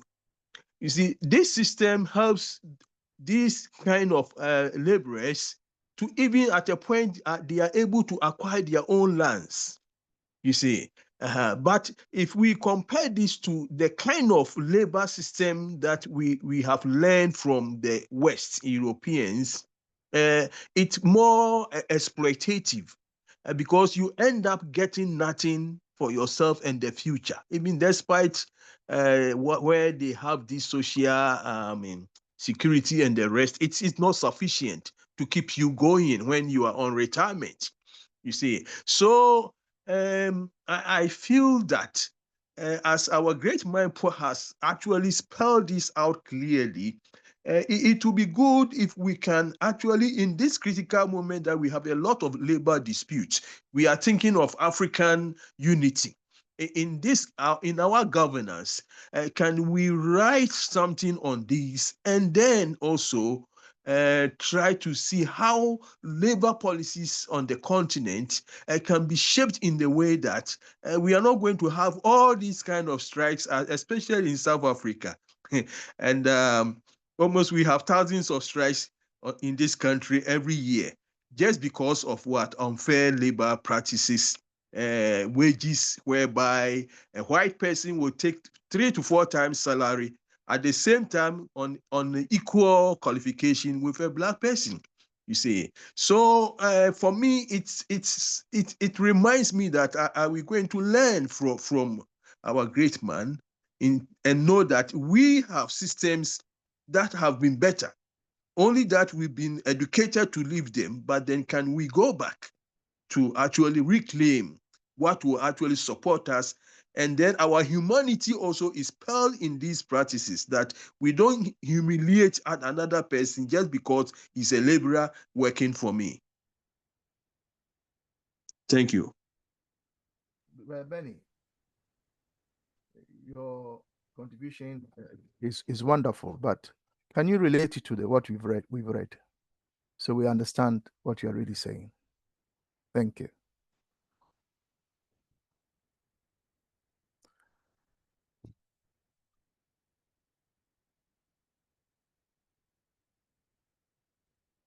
Brother Benny, you are not to unmute yourself.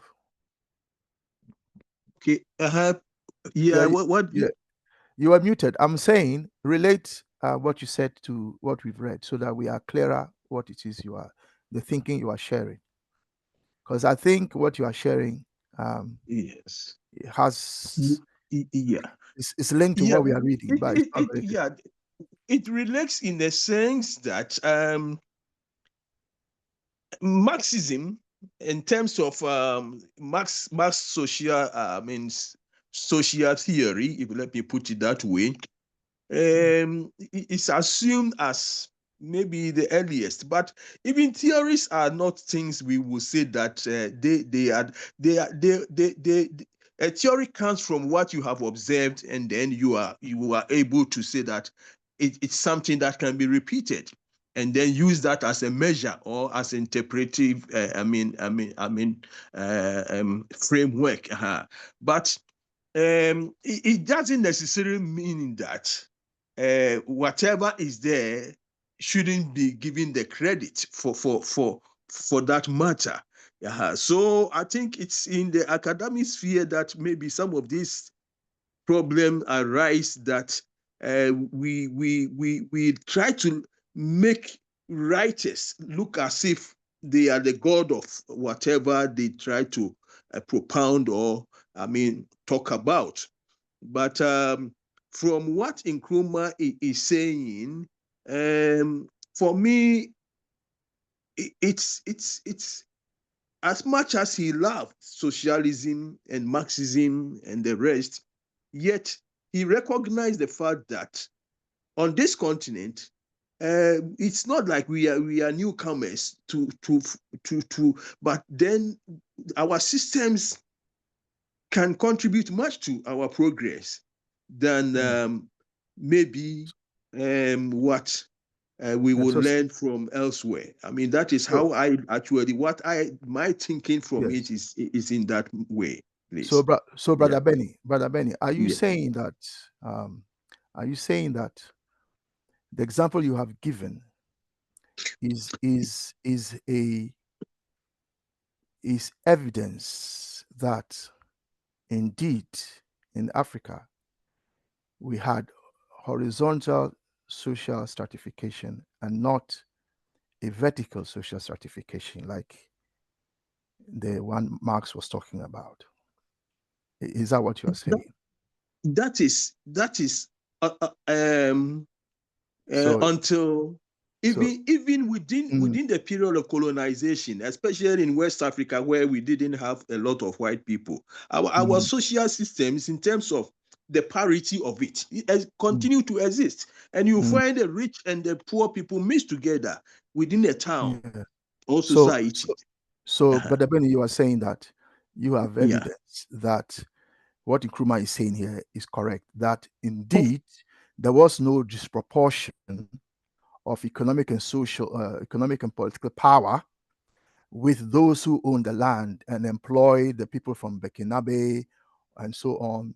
And that, like you said, the product was shared in 3 parts, and they were even given 1 part, and they could even go on to own land, which in Europe workers could not do, which is what you are saying. Yeah. Exactly, please. Thank you very much. Thank you very much for your evidence. So let's hear from, we've got 2 hands up. Both hands have spoken already. So let's avoid what we had in the past where some people hadn't spoken and we had run out of time. So I'll come back to those with their hands up. So Sandiata, are you able to now come back and speak because you've sorted out your mic? Is that what it is? Sundiata,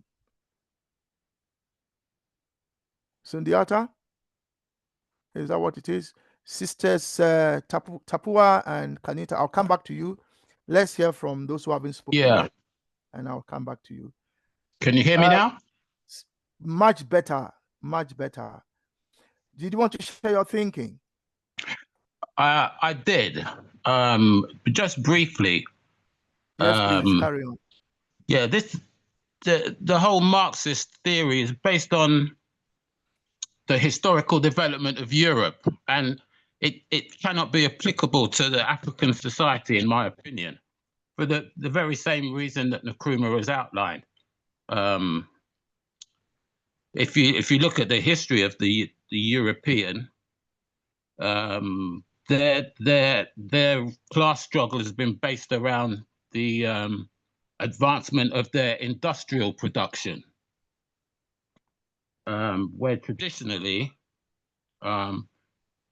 the Mama Africa societies haven't been that way, which is, you've pointed out, as being vertical. It has been horizontal traditionally, at least my understanding, and if anybody can correct me. So I would agree with his statement if that's the question that's being asked there. Yeah, we're asking to share your thinking. So your thinking is that what Nkrumah is saying here is correct, and Brother Benny has given us further evidence based on his study as well. So thank you very much for your thinking. So what you said is correct in terms of, so my understanding, what Nkrumah is saying is what you're also saying. You are saying that the Marxist model does not apply to Africa. I think that's what Nkrumah is also saying. And Nkrumah is saying that our structure did not give a disproportion of economic and political power to one group over the other. And Brother Benny has explained that actually, even during colonialism, these structures existed in parallel. So thank you very much for sharing your thinking. Sister Ida has arrived, but I'll give Sister Ida some time to get to grips with the reading on the screen before I ask her to share her thinking. So let me go to Brother Eric. Thank you.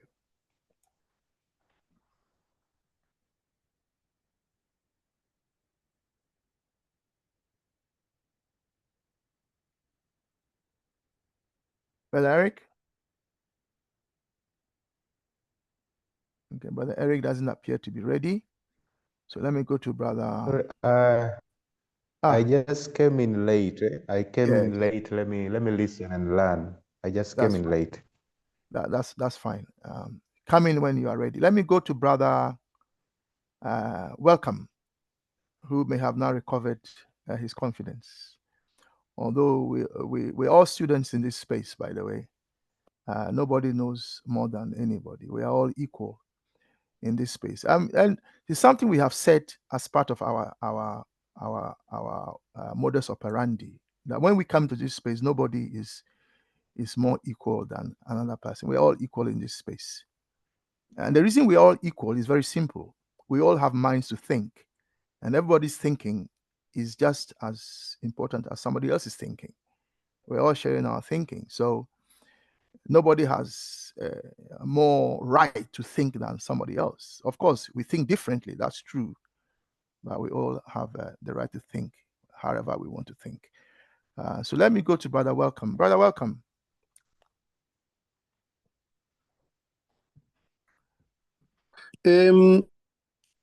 Let it pass. Okay. I'll come back to you later. Let's go to Brother Sister Kanita. Is it okay to hear other people first before I come back to you, or do you want to do an intervention, like a point of order, which is okay? Well, it's kind of an intervention, I think. Okay. Yeah, point of order is fine. Yeah, carry on. Okay. It has to do with the term theory and theorem. And we have to, as we continue to go forward, we have to be careful to keep the two separate. They're not the same. I know a lot of times from having taught psychology at the college level that when they talk about this person's theory, that person's theory, they can say it with so many credentials behind their name, or they can say it with such authority or seriousness, it can make a theory seem like a theorem, but it's not. And so we have to be careful, as the previous speaker, when he was using the word theory, it brought that memory to my mind, that we want to always make a distinction between that which has not been proven, but just postulated, which is a theory, and that which has been proven, which is a theorem. That's all I wanted to say. Yeah, thank you very much. So in light of your exposition then, what Brother Benny is saying is that this is a theorem. It's a historical theorem. And Brother Sundiata has also come in and weighed in on that. They are saying that this is a theorem, that indeed no, a theory. No, they are saying, I'm saying that based on your clarification, they are saying it's a theorem that African society was horizontal, that it wasn't like Europe. Correct. That's what I'm saying. Thank you very much for bringing that linguistic clarity. Thank you so much. So let's hear from Brother Coco. Brother Komi, yeah, we have Geranunaki and Brother Coco. Yes. So, and you haven't spoken either. So I have you all in mind. I'm going through the list to see who hasn't spoken. Today is a good day. You won't believe we've only done 1 hour. Is that correct? We've only done 1 hour. Finishing. We're finishing in the next. Are we? Oh, wow! I thought we were doing that 1 hour. How time flies. I know how time flies. Let's hear from Brother Coco then.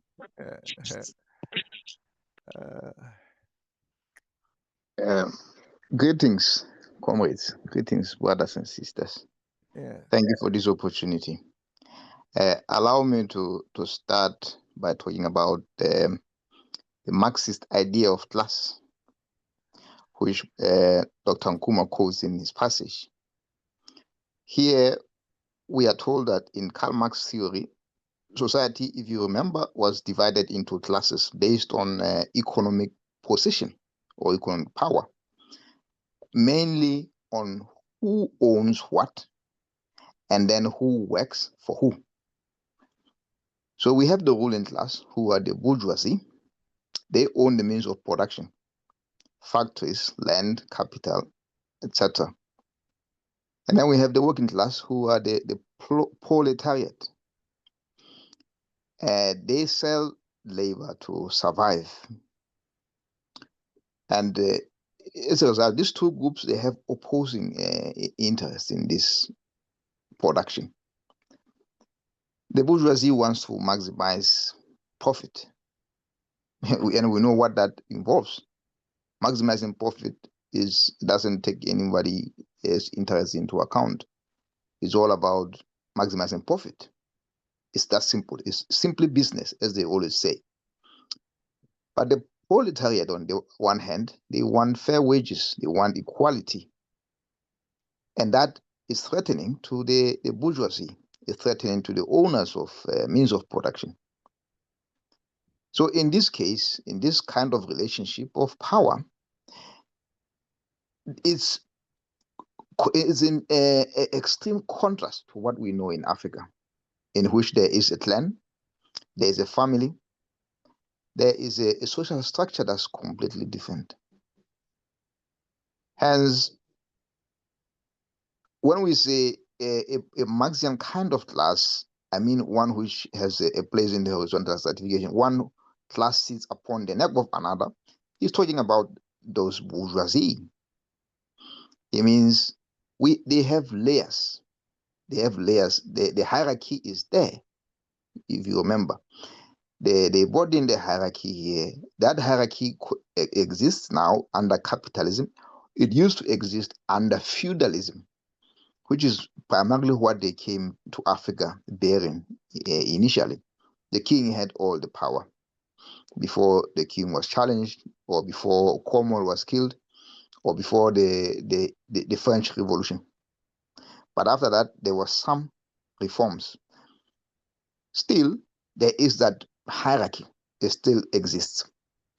But in our case, contrast that to our case, where we know that we share resources, we share responsibilities. No one sits on the neck of another. There's no class. And society is organized around equality, cooperation, egalitarianism, not economic domination. So when we always say, I am because we are, or I mean, we are because you are, is that element. What goes around comes around. Is that Ubuntu, where we say motu kimotu kabatu. A person is only a person because of other people around them. So this is what he's trying to say. And in a summary, he is saying Africa has its own structures, its own ways of doing things. We don't have to import everything. We can take what we have as Africans, that should take the resources we have, the structure of our society, and everything, and then build on that, not just import everything without questioning it. I hope that is clear, but I'm happy to take questions if there are. Thank you very much for sharing your thinking. Because of time, I'll go to the next person. We don't normally go beyond 9, this time 8 o'clock UK time. I will seek your indulgence for us to hear the others, and then we can bring the meeting to a close. I completely I completely misread the time. No, well, brother it's Accra Kwame. time. Accra time. So But that Accra means and London are the same time now. We went into the same time. Yeah, that means we've done 2 hours. When do we start? Did you start at 6 then? 6 o'clock, yes. Don't we start at 7? No, we started at 6. Why? Because Accra time is 6, and that's 6 o'clock But here we're as both well. Accra and London are the same time now. Yes, and we start at 6. So that's why people like Benny started coming in at 6. Okay. I did explain there was some confusion in terms of time, but that's understandable because the time for us changes. So so we started at 6 Accra time. And 6 Accra time for us was 7 at some point, if you remember. And so that's what the confusion is. But what it means is that mentally you are ready for another hour. Anyway, but for those who it's midnight, you can imagine they want to go to bed. All right, so let's hear from Brother Sam. What time is it now in South Africa? I believe it's past midnight, or am I wrong? Brother Sam? No, it's 10. It's past 10. It's past 10. 5 minutes past 10. Oh, okay. And then it's about midnight in South Africa. Is that correct? Sorry, in Kenya. Kenya, what time is it in 11. Kenya? 11. You see, so I think you guys are doing very well to be in this space at such different times. And people like Brother Pigeon are just doing wonderful, because especially when you have a family, and it's just amazing. Guys, we lift up our hearts to you guys. Anyway, let's quickly hear from others with your indulgence, then we can go. Sister Chisomo has joined us, by the way. Let's hear from Sister Ida first. Yeah. Sorry, I think I'm passing on this one. Thank you. Okay, then let's hear from General. General hasn't spoken yet. General, let's hear from you, please. Give thanks. Yes, sir. The only thing I can say, due to also time constraints, is that the great Kwame Nkrumah was spot on these paragraphs. He was spot on that the fact that the Africans had a form of governance even before white people or Asians existed. In our form of governance, as he says, the clans, of which when talking about the clans, we're talking about societal hierarchy, and not hierarchy in the sense of the white man, but in the sense of genetics. Who come from the royal blood, who come from the noble family, who comes from the warrior family, comes from the academic family, comes from the working class family. So all these things, like I think we have mentioned something like this, but I think it's on that other class, which is that Monday class. I did explain that the society and governance system of Africa was based on the genetics of the people. For instance, as I made an example, or if you are born from a royal family, obvious, the school you're going to attend and things you're going to be learned are things that concern kingship. You see, likewise, if you're born from a family, maybe say, for instance, you're born from the Zulu people, we know that the Zulu people are a warrior clan. So obviously the culture and the social environment you're going to be under is an environment that basically caters for that Zulu war machine. So it just has to do with genetics and the expression of it in a form of governance. So I agree with that. And also to close, to say that the governance of the African governance before the white people colonized us, the Asians, were perfect. They did not collapse because of imperfections, but they collapse only because of our internal conflicts. Thank you. Thank you very much. If we had time, we'll ask you to explain a few more things, but because of time, let's go to who hasn't spoken yet. I think Brother Pigeon. Yeah, Brother Pigeon. Brother Kwame, will you allow to pass? Why? You are not allowed to pass. Everybody is allowed to pass, but not you. Oh. It's okay. It's okay. It's that's a joke, by the way. A lot that has been said actually is what I wanted to say. So there's a lot that various members have touched on. Touching on it will be like, remember when I was talking about the previous paragraph, Because actually I was trying to build on what was coming up here.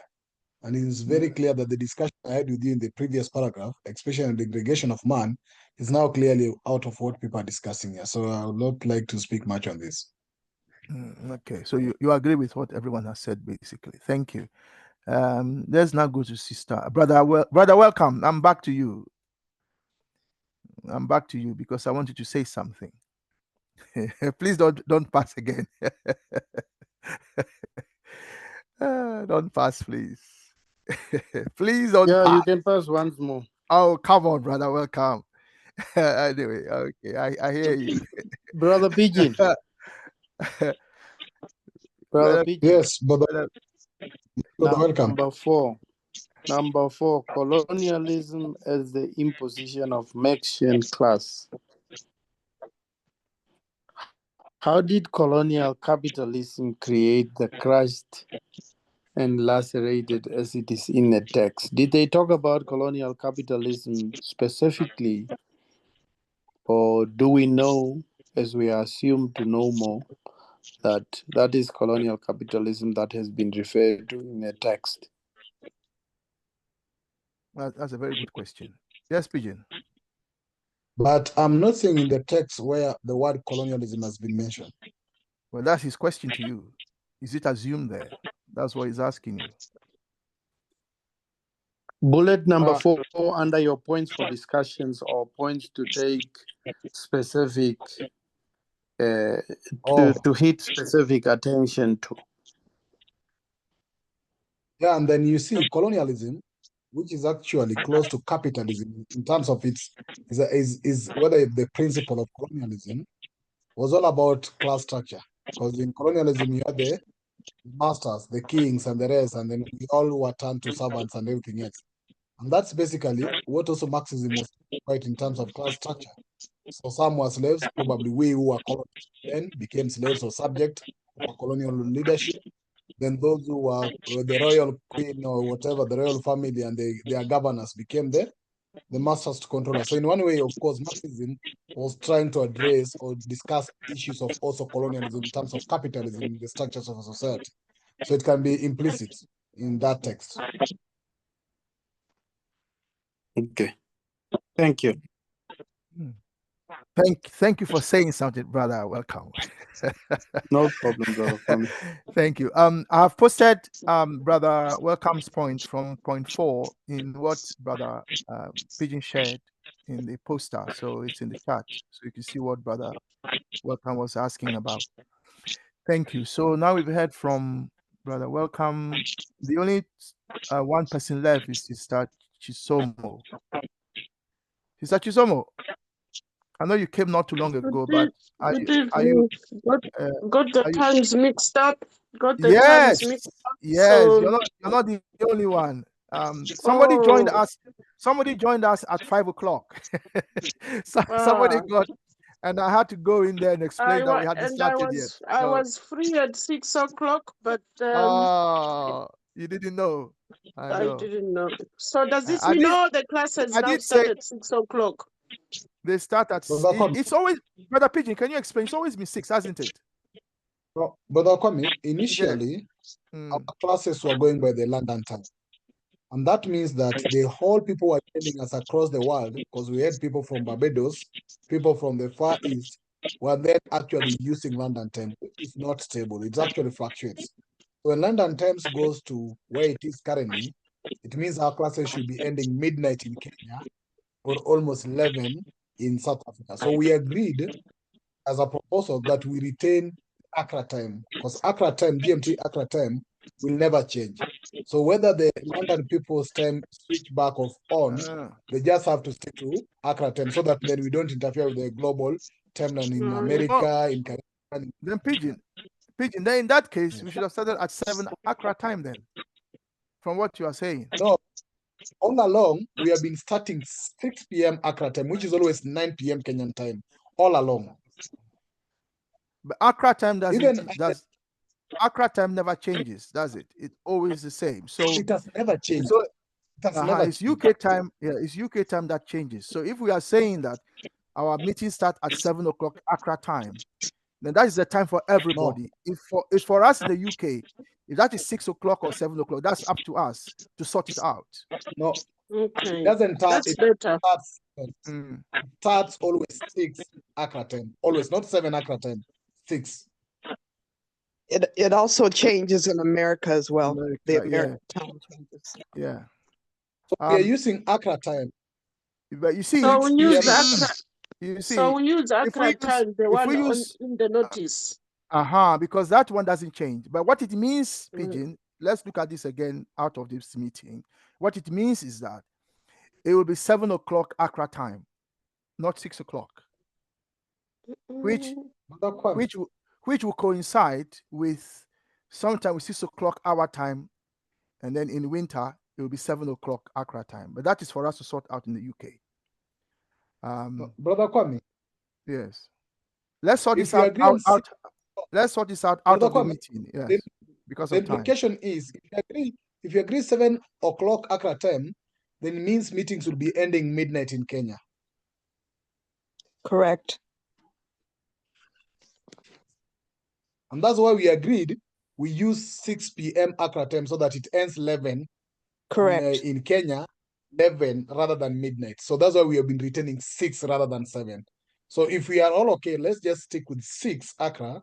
So the notice, like now, actually 1 hour. Yes. So the notice will say 6 o'clock Accra time. Then we have to sort our own time. Yes. From that 6 o'clock, which is what, 7 o'clock, or which is 6 o'clock UK time? Now it's your 6 o'clock. Now it is your 6 o'clock. But so we are now the same. Yeah. Now it's your 6 o'clock. But before today, it was 7 your time when your winter and summer thing was. Summer but time. Now it's 6 o'clock. Okay. Got it. Okay, thank you. So, all right, so that's sorted out. So it's 6 to 8 p.m. Accra time. Thank you. So we've heard from Sister Chizomo. Did you want to share your thinking? No, I didn't hear anything, so I can't really comment on anything at the moment. Sorry. Thank you. So, brothers and sisters, we've come to the end of the session. There's one more hand up. Not sure whether it's a point of order. Brother Coco, his hand is up. Let's hear him, and then we bring the meeting to a close. And maybe Sister Tapua may want to say something, because I think she wanted to say something earlier. I can't see Sister Tapua. I think she may have dropped out. Yes, Brother Coco. I wanted to do a quick correction to my brother Anunnaki. That correction. Okay. Yeah. You want to share your thinking. quick one. Share your thinking. I'm not sure about correction, but go on. Yeah. We didn't have the kings or the princes and princesses going through their own education separately from everyone else. We had the peer system. It's called a system of peers, in which they all got educated together or went through initiation together, because after that he goes and creates his own village with his peers. He creates his own regiments with his peers. So everything they all do together from that time onward. But Shaka, in his case, he came in and abolished the initiation system. They then went through the regiments. The peers system then became the regiment system. Brother Coco. Thank you. Brother Coco.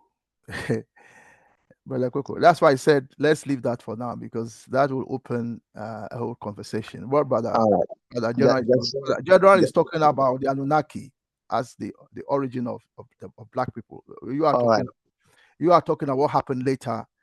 You are talking about two different things. So all right. That's why I said when he shared it that there are issues to do with what he meant by genetics and so on. But we can't go into that now, also because of time. Thank you. And if we need to, then we will discuss that as part of our ideology and philosophy class on a Thursday, if that comes up. Next time. Thank you. Yeah. But brother, you remember General has shared with us, he's had a session in which he talked about this. Brother PG, maybe you can dig that up for us, where he gave a presentation on the Anunnaki. And General, maybe you might want to look at presentation on the social structure of the Anunnaki. So that will be helpful to us. So we are talking about what some have called deep history, talking about almost 500,000 years ago and beyond, when Africans lived, when we lived on this planet, and most people have forgotten that history. But anyway, brothers and sisters, Sister Kanita, is Sister Kanita still here? All right. Sister Kanita still here? I think Sister Kanita is gone. Right. Okay. Yeah. Let's bring the meeting to a close, brothers and sisters. Thank you all for coming. Thank you all for sharing your thinking. We appreciate your thinking and what you've shared with. You're muffled as well. So thank you very much. Close the meeting. No. Sorry about that. Yeah. So is it clear now? I'm saying you give the announcements and then we'll close. Thank you. Yeah, comrades, as usual. Yeah, so give the announcements, Brother PJ. Thank you. Yeah, comrades, as usual, we do appreciate your time. In the course of our discussion, we might have contrary opinions, which is also acceptable. We'll always find a way on how we move together, and that's the spirit we encourage. We actually would like to invite you to, I think it will be the last session on the framework for unification of Africa, which Brother Kwame has presented twice. So we'll be looking at the last part, which will be purely too much of now interaction from the members who will be participating on questions, points, contributions, as we build up that paper that is talking about this concept. So we welcome you from 6 p.m. Accra time. Just remember that all our classes are Accra time. So 6 p.m. Accra time for that session. And we look forward to you participating. We will continue from here, where now Nkrumah will go to the African setup as well. In addition, next Thursday, same time, 6 p.m. Accra time. I have not been able to share the recordings of last week, but I'll have tomorrow and probably maybe Sundays also to enable to share with you the recordings of last week. We didn't share the recording of the first session on unification of Africa upon the request by Brother Kwame, and we will see whether we would now share part 2 or would wait to share all of it. But the last Thursday's session on this context was shared, and I will share that link with you so that you can always refer to it.